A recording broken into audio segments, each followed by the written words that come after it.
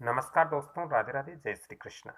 दोस्तों, बहुत सारे लोग की ये जिज्ञासा रहती है, ये इच्छाएं रहती हैं कि सर हम जिस प्लॉट के अंदर मकान का निर्माण कर रहे हैं, घर का निर्माण कर रहे हैं, तो वो हमारा प्लॉट शुभ होता है। कैसे हम जाने कि हमारा प्लॉट अच्छा होता है? क्योंकि आपने कहीं देखा होगा कि कभी कभी ऐसी ज़मीन पर हम मकान बना लेते हैं जो ज़मीन वास्तु अनुसार अशुभ होती है, और उस भूमि के अंदर, उस भूखंड के अंदर यदि हम मकान निर्माण करते हैं तो उसमें आगे जाके हम तरक्की और उन्नति नहीं कर पाते। उस मकान निर्मित करने के पश्चात हमें उस मकान या घर के अंदर बहुत दिक्कतें रहती हैं।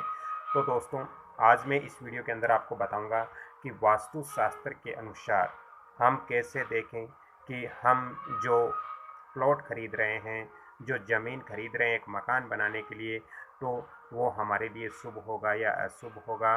वो भूमि, वो जो भूखंड, जो ज़मीन है, वो जागृत है या नहीं है? क्या वो ज़मीन मर्त है या जीवित है? ये हम कैसे देखें ये सारी चीज़ें?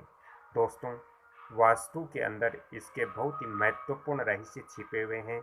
यदि इनको हम जानें तो हम बहुत सारी समस्याओं से पहले ही अवगत हो जाते हैं, और ऐसे प्लॉट या ऐसी ज़मीन पर हम मकान निर्मित नहीं करते, क्योंकि बाद में हमारे जो पूंजी लगकर भी हम उसके अंदर अगर सुखी नहीं रह सकते, तो फिर ऐसा मकान बनाना अच्छा भी नहीं होता और शुभ भी नहीं होता।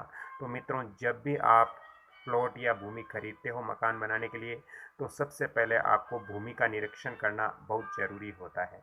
मित्रों, वास्तुशास्त्र के अनुसार आपकी यदि ज़मीन है या भूमि है, उसके अंदर आप या जो मूंग होते हैं, मूंग नहीं तो जौ या फिर गेहूँ, आप थोड़ा सा उस ज़मीन के अंदर डाल दीजिए, और आप देखिए कि उसका अंकुरित कितने दिन में होता है। दोस्तों, यदि आपकी ज़मीन से पौधा अंकुरित यदि 3 दिन के पश्चात होता है, तो वो ज़मीन आपके लिए बहुत शुभ है, वो प्लॉट आपके लिए बहुत शुभ है। उसके अंदर यदि आप मकान निर्माण करते हो तो आपके लिए बहुत ही अच्छा है। मित्रों, यदि वो पौधा 5वें दिन अंकुरित तो होता है, तो फिर वो आपकी ज़मीन है, वो मध्यम है, उसके अंदर आपको शुभ अशुभ दोनों ही प्रकार के फल उस ज़मीन के अंदर आपको प्राप्त होंगे, यदि आप उसके अंदर मकान बनाते हो तो। यदि मित्रों वो पौधा 7 दिन में अंकुरित तो होता है, तो ये ऐसी प्लॉट या ऐसी ज़मीन पर हमें मकान निर्मित नहीं करना चाहिए, क्योंकि ऐसी ज़मीन और ऐसे प्लॉट पर मकान निर्मित करने से हमें जीवन के अंदर नुकसान ही होता है, बेनिफिट नहीं होता। हमारे आगे जाके परेशानियां ही हमें झेलनी पड़ती हैं। तो सबसे पहले हम अपनी जो ज़मीन या प्लॉट है उसका निरीक्षण इस तरह से करें। अब बात करते हैं कि हमारा जो प्लॉट या जो ज़मीन है वो मर्त है या जीवित अवस्था में है। कैसे, इस चीज़ को हम कैसे जानें?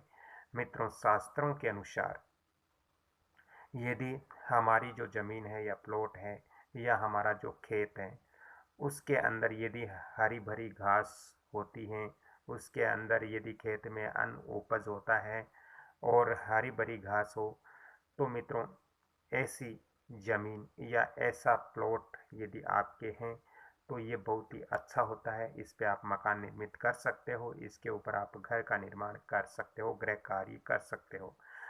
इसके विपरीत मित्रों, यदि प्लॉट के ऊपर कांटेदार वृक्ष ज़्यादा है, या फिर प्लॉट बंजर टाइप से हैं, या फिर प्लॉट फटा हुआ सा है, या प्लॉट टेढ़ा मेढ़ा है, आपकी ज़मीन टेढ़ी मेढ़ी है, तो ऐसी ज़मीन के ऊपर हमें मकान निर्मित नहीं करना चाहिए।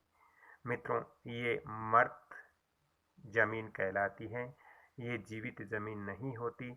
मित्रों, इसके अलावा यदि ज़मीन में चूहे आदि का बिल हो, या ज़मीन के अंदर दीमक आदि हो, तो ऐसा भी प्लॉट हमें नहीं खरीदना चाहिए। ऐसी ज़मीन पर हमें मकान का निर्माण कभी भी नहीं करना चाहिए, क्योंकि मित्रों ऐसा माना जाता है शास्त्रों के अनुसार कि जिस प्लॉट या जिस ज़मीन में चूहे का बिल होता है तो वहाँ पर मित्रों आर्थिक नुकसान होता है, आर्थिक हानि होती है, विकास के मार्ग अवरोध होते हैं।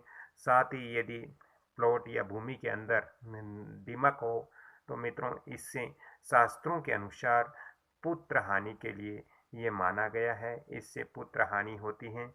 और यदि हमारी ज़मीन, हमारे प्लॉट या हमारी जो भूखंड है वो यदि टेढ़ा मेढ़ा है तो मित्रों उसके लिए हमारे यदि हम उसके अंदर घर निर्मित करते हैं, मकान बनाते हैं तो कलह कलेश रहेगा। लेकिन इसके साथ ही यदि हम कुछ हमारे पास इसके भी हैं कि हम उस ज़मीन के ऊपर यदि वास्तु अनुसार पुनः निर्मित करें तो इसमें कुछ हद तक हम इसमें लाभ प्राप्त कर सकते हैं। लेकिन जहाँ तक संभव हो ऐसी ज़मीन या ऐसे प्लॉट के ऊपर आपको गृह निर्माण नहीं करना चाहिए। तो दोस्तों आज की मेरी ये जानकारी कैसे लगी? यदि आपको अच्छी लगी तो कृपया आप इस कमल किशोर भोजक चैनल को लाइक कीजिए, शेयर कीजिए और सब्सक्राइब कीजिए और बेल आइकॉन जो घंटी का निशान है उस पर भी क्लिक करना न भूलें, क्योंकि घंटी के निशान पर क्लिक करते हो और चैनल की सदस्यता लेते हो तो मेरे जो आने वाले आगे भी वीडियो है उसकी जानकारी आपको तुरंत प्राप्त होगी और मेरा भी मनोबल बढ़ेगा। दोस्तों यदि आपको अपने मकान, दुकान, फैक्ट्री इत्यादि का वास्तु व्हाट्सएप विजिट करवाना हो तो आपको थोड़ा सा अलग से चार्ज पे करना पड़ेगा। आप घर बैठे ही करवा सकते हो। मेरा यहाँ फ़ोन नंबर भी आप लिख सकते हो, नोट कर सकते हो, 7901718402। एक बार पुण्य दोस्तों, 7901718402। तो दोस्तों आज मुझे अपनी वाणी को यहीं पे मैं विराम देते हुए एक दोस्तों अभी इस आपदा काल के अंदर, इस कोरोना काल के अंदर हमें मास्क का उपयोग करना चाहिए और जो सरकार की गाइडलाइंस है उनका फॉलो करना चाहिए, उनका पालन करना चाहिए और साथ ही हमें भीड़ भाड़ वाले स्थान पर नहीं जाना चाहिए। यदि हम अपने गृह प्रारंभ के लिए शुभ मुहूर्त करते हैं तो भी हमें भीड़ इकट्ठी नहीं करना चाहिए, सीमित कार्य हमें करने चाहिए। विवाह शादी इत्यादि भी करते हैं तो हमें सीमित और संक्षिप्त रूप में हमें करना चाहिए, ज़्यादा भीड़ भाड़ हमें इकट्ठी नहीं करनी चाहिए और हमें जो दो गज की दूरी बताई हुई है उसका भी पालन करना चाहिए। तो दोस्तों राधे राधे, अगली कड़ी में फिर मिलता हूँ, तब तक के लिए मैं आपसे क्षमा चाहता हूँ। आप सभी स्वस्थ रहें, इसी मनोकामना के साथ मैं अपनी वाणी को विराम देता हूँ। राधे राधे, जय श्री कृष्ण।